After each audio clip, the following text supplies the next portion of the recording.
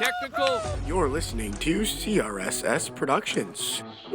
News and politics. All right here on CRSS Productions. You're listening to CRSS. Here's the podcast of the week with your host, Christian Simmons. Thank you guys so much for tuning in to the first ever podcast, I might add. First ever independently created media by myself. So very, very excited to be doing this. Thank you guys again so much for listening, taking time out of your beautifully busy days. Today we're going to be doing a tape to tape. It's what I like to call our sports spotlight, specifically in the hockey area. It's going to be called Tape to Tape going forward on the Edmonton Oilers, and just a little bit about their up and down so far this season. Some things that, I've picked up on. I'm sure you guys have as well. We're going to get into some statistics. We're going to get into the goaltending issue.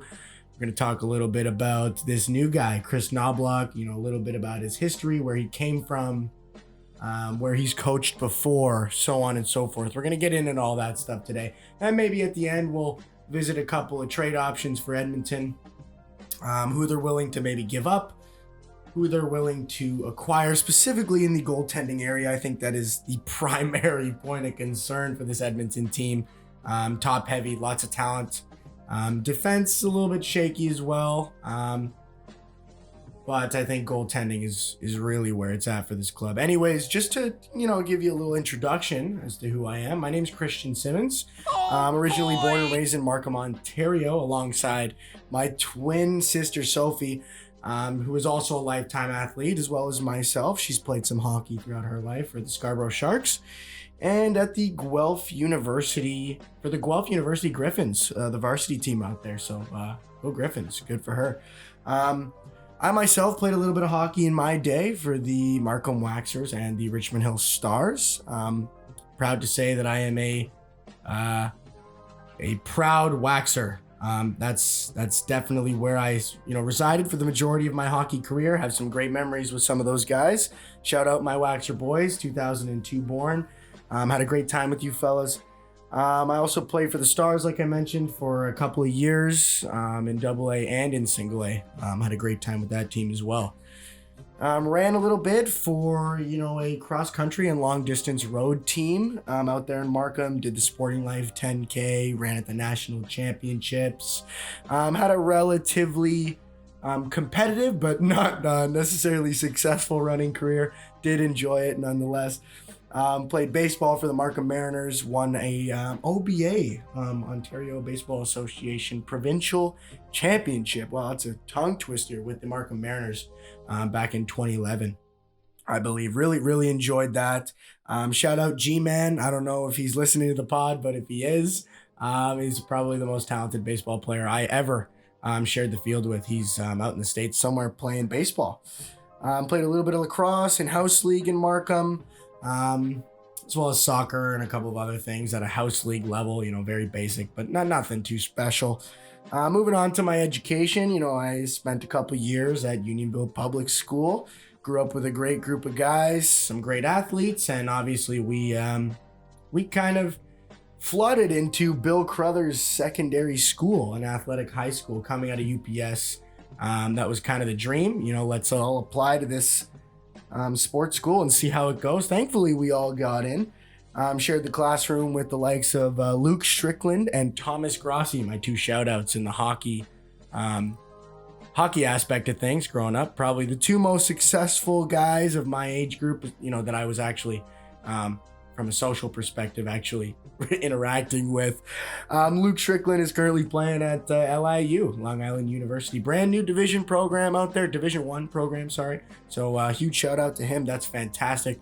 And my buddy, good buddy, Thomas Grossi, currently plays junior hockey for the St. George Ravens of the Greater Metro Junior Hockey League. So again, huge shout out to him. Very, very difficult to play junior hockey nowadays. Very talented kid.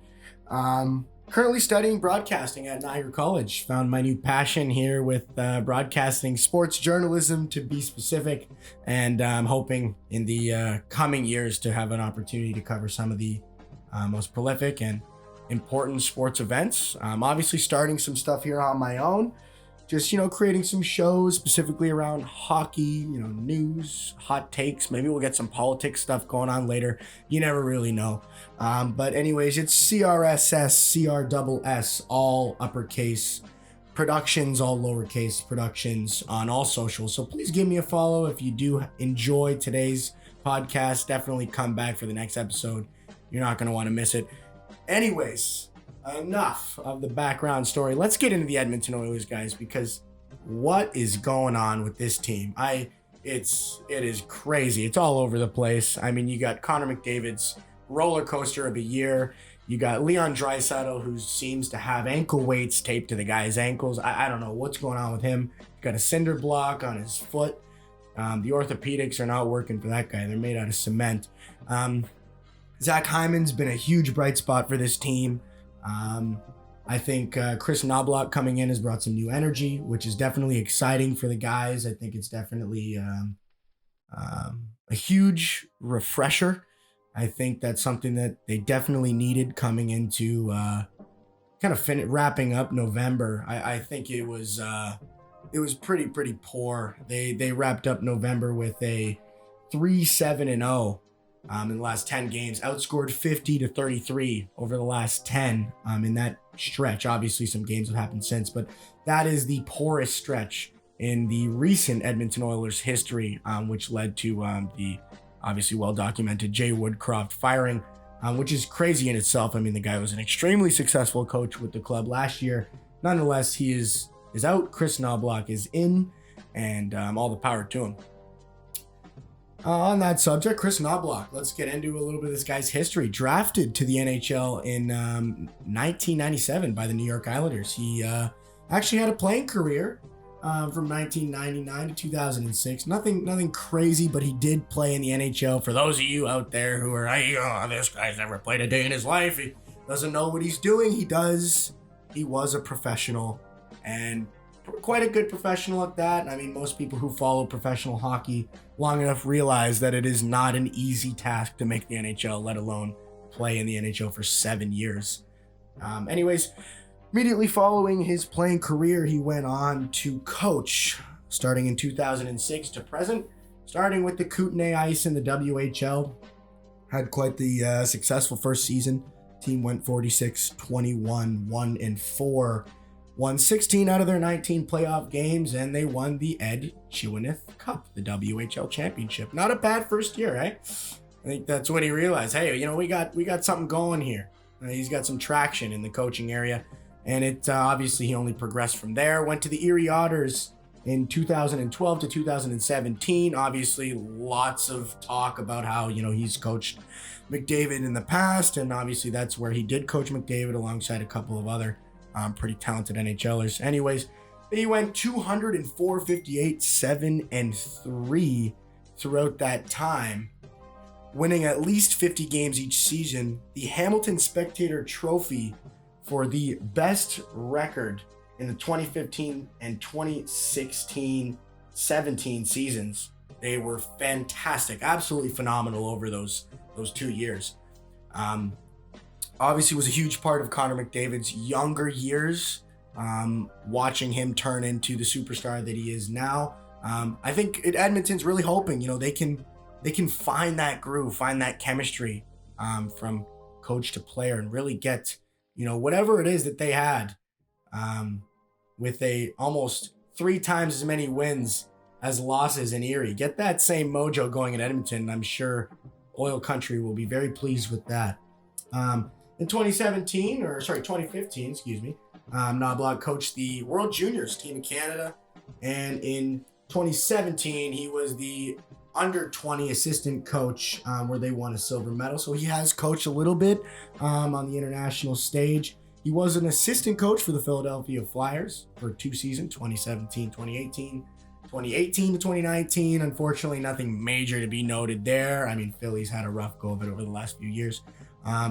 Looking a little better this year, Travis Konechny and, the gang, they're getting it together. And Bobby Brink, who came out of nowhere. But anyways, that's a different podcast. We're not going to worry about that for today. And then he got his first professional coaching job, the Hartford Wolfpack in the AHL. Coached them for a couple years. He did have a little 4-game stint with the New York Rangers, replaced David Quinn due to COVID. He actually went 4-2, which wasn't too bad at all. And now, as we all know, he's coaching the Edmonton Oilers as Jay Woodcroft falls. He wraps up his junior career record. Listen to these numbers. It's pretty insane. 298 wins, 130 regulation losses, 16 overtime losses, and 13 shootout wins. Only one losing record season with the 2012-2013 Erie Otters, which was 12-25. He coached quite a few teams in his junior hockey career, and only one of them put up a lousy season. So that's very, very good news. It's a good sign for Edmonton Oilers fans. He is a winning coach, definitely at the junior level. I mean, we'll see how that translates. But I think the guy's got potential. He's obviously got an uncanny knowledge of the game. He understands the ins and outs. He understands the perspective of the players. He was a professional player. So I think there is a lot to be happy about as an Edmonton Oilers fan with that guy taking the reins. Anyways, a couple other things I want to get into really quickly before we run out of time today. Leon Draisaitl this year, I don't know what it is. I don't know if it's just me or if everybody's in the same boat with me and the Oilers have gone overboard and we're struggling, because this guy is not moving. The guy looks terribly, terribly slow this season. I mean, the stats are okay. He's got 28 points, 9 goals, 19 assists. That's a 1.33 points per game with a -2. I mean, regardless of how great those sound, it is his lowest per game production and plus minus since 2019. But there's something about the guy. I don't understand. I can't put my finger on it. He looks slow. He looks lethargic. He's not involved on the defensive side of the puck. And unfortunately, this early season Edmonton Oilers team has spent a lot of time on the other side of the puck, on their side of half, their side of the blue or the red line, and he's looking like a liability over there. Obviously, you know, he's a elite playmaker. He can skate when he wants to, and he's an elite scoring forward. But you know, when the puck is in their zone, he's an absolute liability. I think he's got to get his wheels going. I mean, the shooting percentage is okay. It's 13.9. It started a little bit rough at the beginning of the year. I think he was down to 8%, but he's starting to get going. I think McDavid getting going is, you know, giving him a little kick in the ass, so that's good news. But yeah, rough early days for Leon Draisaitl. Let's hope he gets it picked up. Connor McDavid, on the other hand, the guy has caught fire. 12 points in his last 3 games. He actually had a point tonight as well, so that's 13 points in the last 4 games. Tonight it's Thursday, November 30th. That is the time of recording of this podcast, just so you know. You guys don't come at me with the stats. He's starting to speed up. He's obviously recovering nicely from that injury, and funny enough, in his last 4 games, putting up those 13 points. Like I said, Edmonton is on a 4-game winning streak. I wonder why. Who knows? I mean, it's all up in the air, but I mean, you know, the best player in the world started playing like the best player in the world, and all of a sudden, Edmonton's got 4 more wins in that left column. Great work. He's shooting the puck well. He's obviously skating well. He's playing more physically. He's not shying away from those dirty areas, and I think Edmonton is loving every second of it. A big part of his success recently, Zach Hyman has been extremely bright this year. He's looking fantastic. 12 goals, 10 assists for 22 points. He's shooting the puck a lot. He's got 65 shots so far this season. An 18.8 shooting percentage, which is unworldly. He's going to come down. Like, that's, you're not going to stay at 18.8 with a guy like Hyman. He's got a plus minus of 2, which is the best in the top 6, which is looking very, very well. I mean, the guy can play on either wing. Excellent workhorse, and he displays some pretty solid competence in the D zone. So, I mean, you're not missing a whole lot there. Hyman's been fantastic this year. He did miss a game with sickness, and unfortunately, the guys in oil country did miss him. But great work from Hyman this year. Very impressed from what I've seen so far. I think he's a huge part of the team that they're trying to build. He provides a little bit of grittiness, a little bit of that forecheck that these superstars are not really willing to do. They don't want to be rubbing noses with a guy like Victor Hedman down low. But he's also got a little bit of a scoring touch. He's shown it this year. Like I said, 12 goals. I mean, I believe that puts him 10th in the league right now, or maybe 8th or something, which is fantastic. I mean, by his standards, he's setting himself up for a career year. Those are my two bright spots and my one, I guess you could call it a dim spot with Leon Draisaitl. I mean, the numbers look great, but the guy's got to get going. I mean, last year he was fantastic, and I think large part of this, I guess, slump you could call it, both individually and as a team collectively, the Oilers, they're going to rely on guys like Draisaitl, and he's got to get going. But McDavid, Hyman are looking great. The Edmonton power play still great.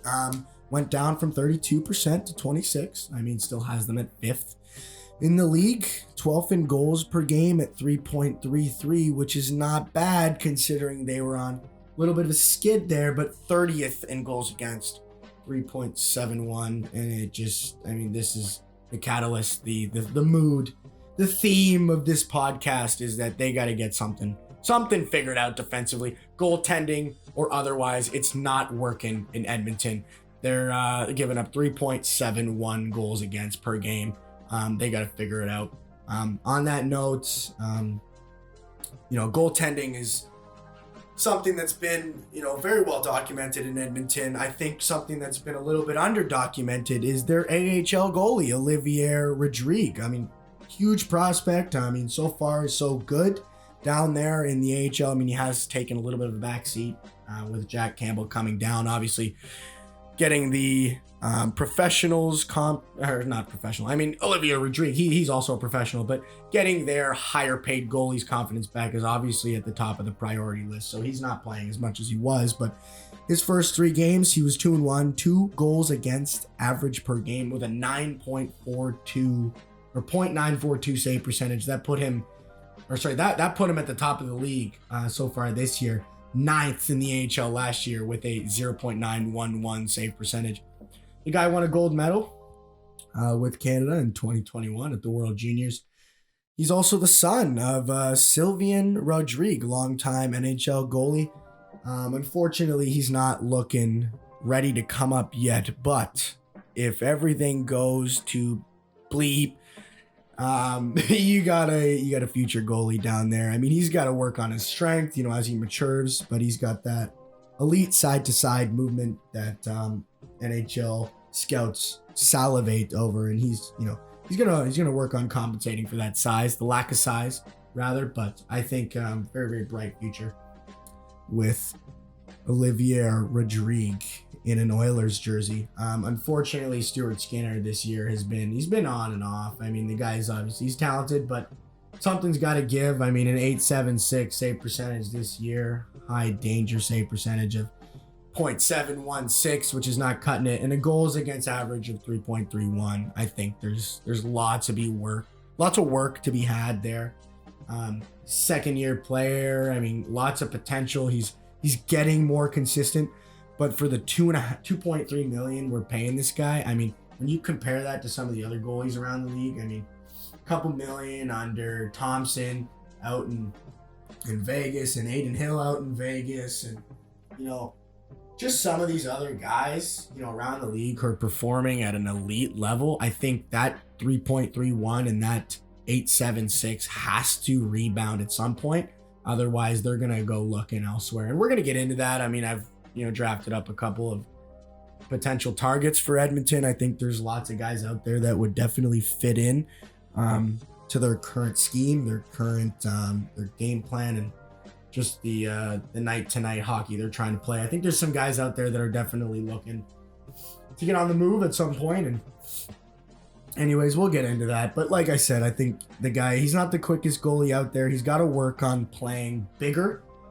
Finding ways to use his massive frame. I mean, he's got to get more consistent. I mean, one positive to the guy, he is staying square to pucks quite consistently. I mean, when compared to the majority of the goalies out there, he is consistently keeping himself squared to that puck. And that's a huge thing for goalies, you know, in the NHL nowadays. It's a huge upside to have. And obviously, Edmonton is enjoying the foundation that he is providing. I think the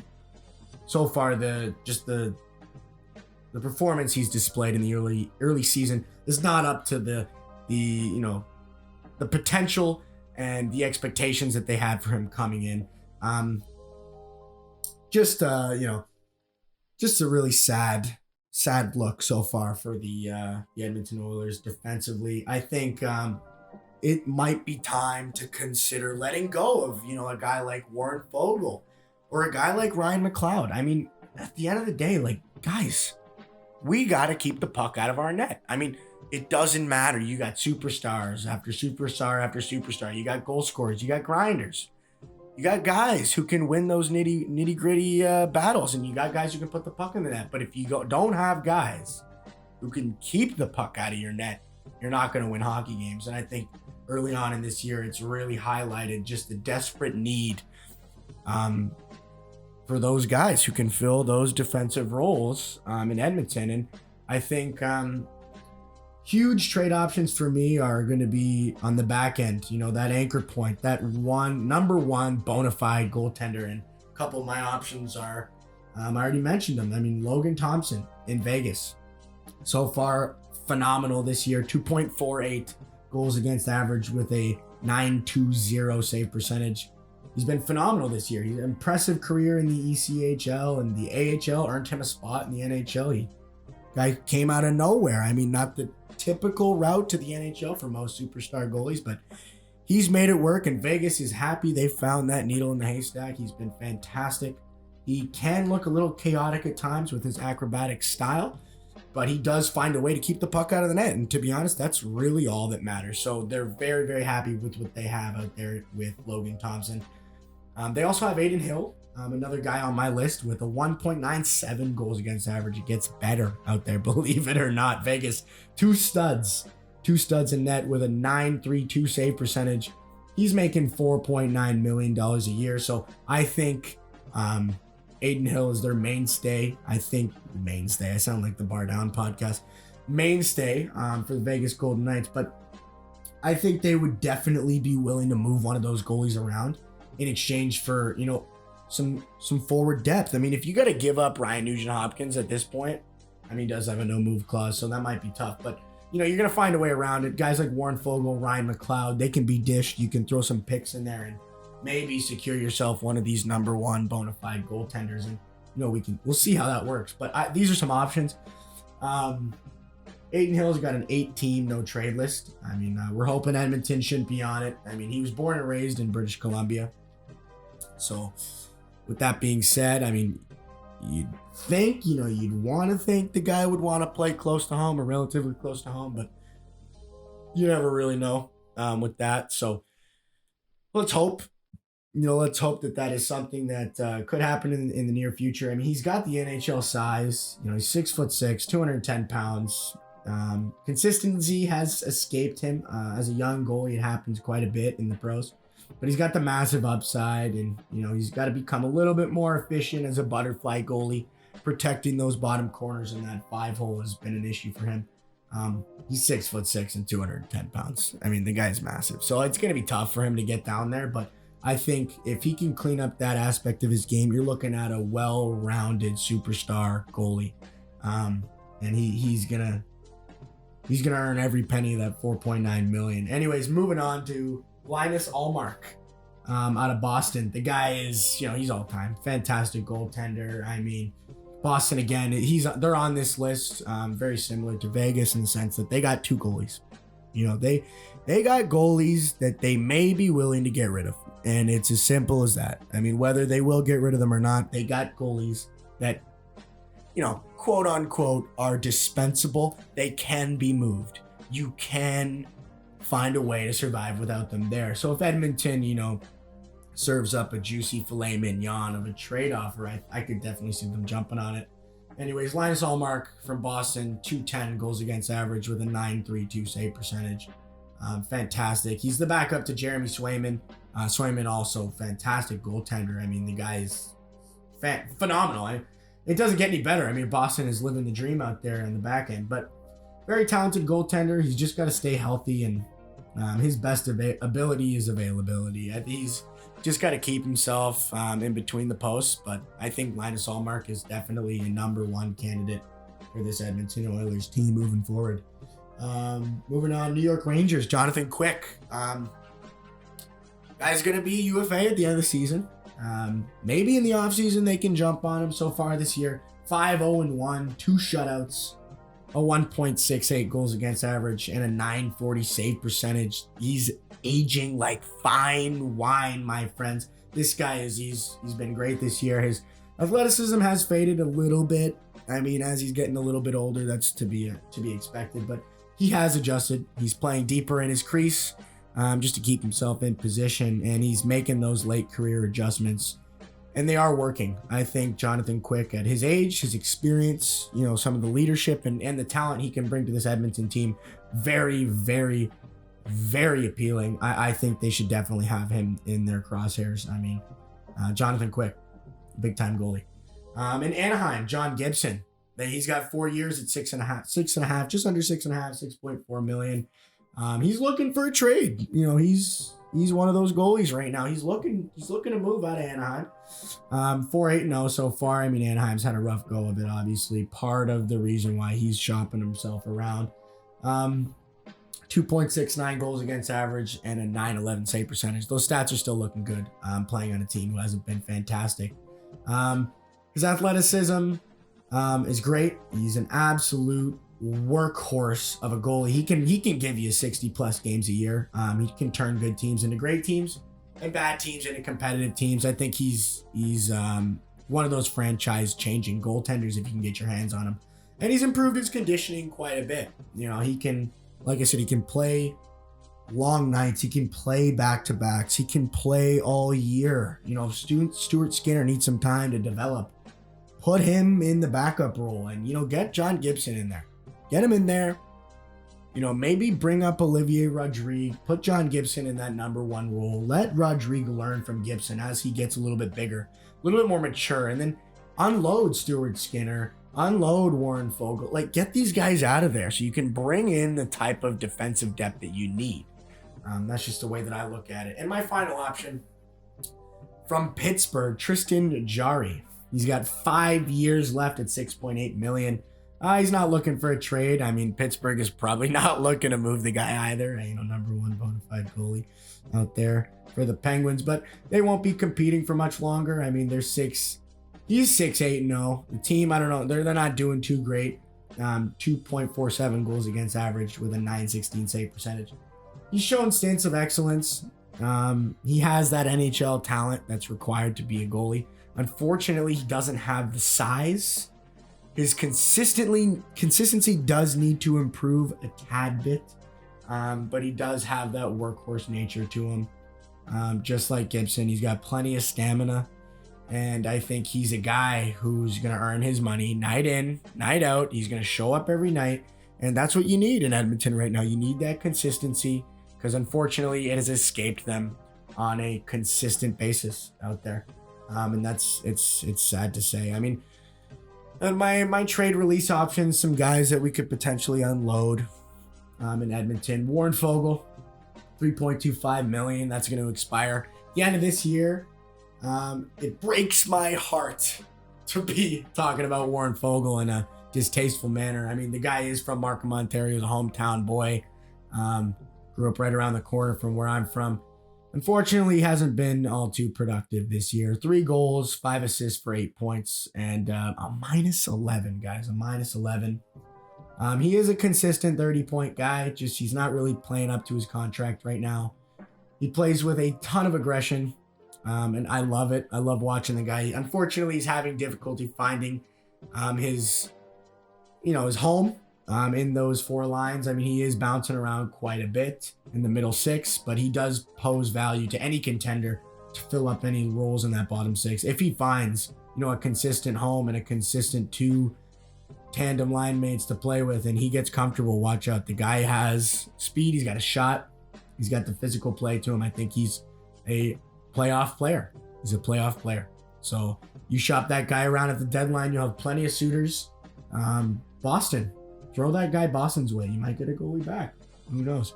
And Ryan McLeod.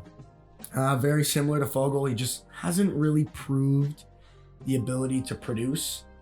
Got a little more upside, I believe, than Warren Fogle. I mean, he's 24 years old. He's got plenty of time ahead of him. He's just peeking into his prime. He's got a ton of speed. He's just got to work on that finish. And the patience, I do find that, with his speed, his feet and his hands might be a little faster than his head or his decision making. He can get a little carried away at times. But a ton of potential on the guy. He can play center and the wing. His shot is improving as well as his creativity, and he's really growing into that more effective playmaker role that I think we all have in mind for a guy like Ryan McLeod. But wow, we are getting carried away with the time here. That was my little analysis of the Edmonton Oilers so far this season. I think there's a lot to be happy about moving forward, but there's also a lot to be concerned about, and I think they're going to have to really buckle down, get a couple of these things figured out. And, hopefully Edmonton Oilers will start playing like the Stanley Cup contender we all know they are. God save the king, Connor McDavid, out there in Edmonton. Hopefully the defensive zone gets cleaned up a little bit, but I'm here for it. We'll be watching here at CRSS Productions. Thank you guys for tuning in. It's Christian Simmons heading out. Take care.